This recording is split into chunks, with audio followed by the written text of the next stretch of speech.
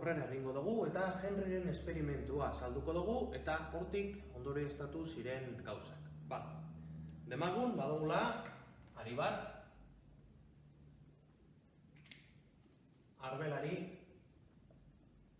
perpendikularki eta barrurantza eremu bat sartzen da eta badaukagu ari bat eta ari hori eroalea dana aruntza mugitzen dugu abiadura batekin. Zer gertatzen da? Aruntza baldin badoa ariak, gure elektroiak, ari barruan dauzen elektroiak, aruntza doaz. Eta eremua barrura, eta aruntza baldin badoaz elektroiak, beheruntza ukiko dute, beheruntza ukiko dugu indar bat. Beheruntza egonik indar hori, elektroiak etorriko zaizkigu ona bera.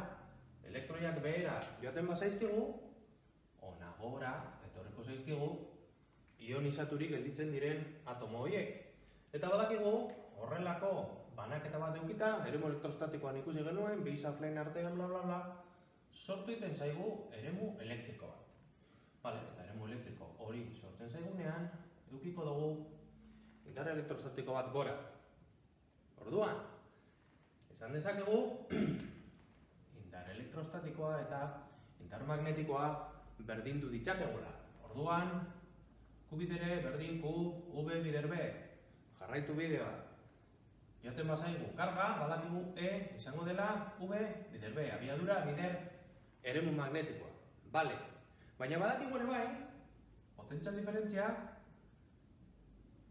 E bider D dela, edo gure kasuan E bider L, hau baldin bada gure kablearen luzeera. Badaukagu orduan mugitu eten direla gure elektroiak. Elektroiak beheruntza baldin badoaz, eremu horrek eraginda, edo eremu baten barruan egoteagatik, zer daukagu? Intentsitatea goruntza dela. Orduan, ari bat, eroaten badut, eremu magnetiko baten barruan, badakigu korronte elektriko bat sortzen dela. Korronte elektriko bat sortzen da, nola liteke hori? Elektroiak mugitu behar dira. Elektroiak eragin behar ditugu. Orduan, jarraitu zuen Henryk bere esperimentuarekin eta horrelako zirkuitu itxi bat egin zuen. Orduan, lortu zuen korronte elektriko bat aria mugitzeagatik.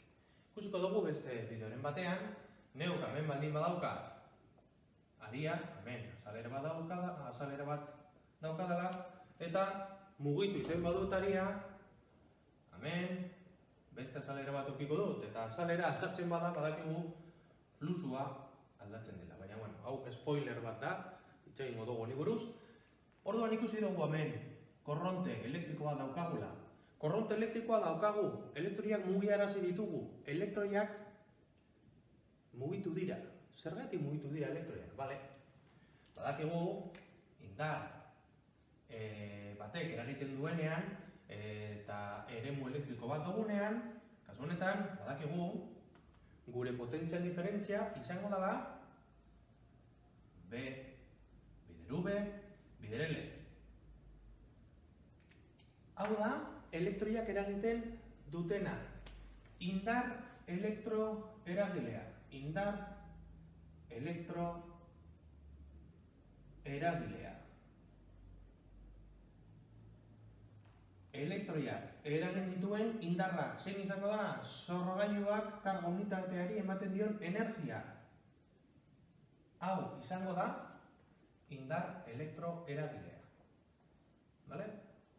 Indar elektroeragilea izango da hau.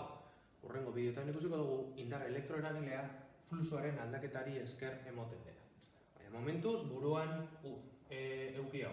Indar elektroeragilea izango dela adierazpena. Repasatu bideoa. Venga.